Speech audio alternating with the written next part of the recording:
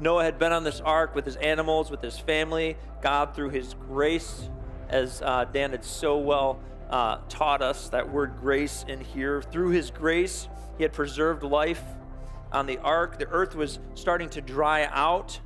There was waiting, there was testing, and there was discernment that was happening. There was the patience through faith on the ark of Noah and his family, the waiting of God's work to be completed.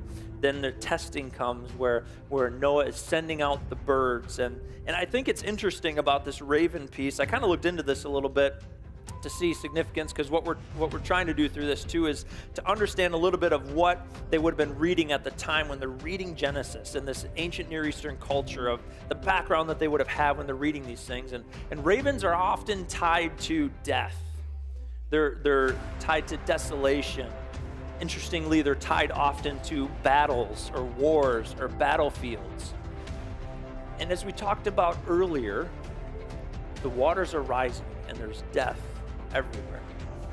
And I can only imagine what is to be seen when the waters start to recede, because the death is still there. And although scripture doesn't specifically point this out, I'd like you to imagine with me for a minute maybe the death that was left over after the flood happened. There would have been much evidence that something catastrophic happened.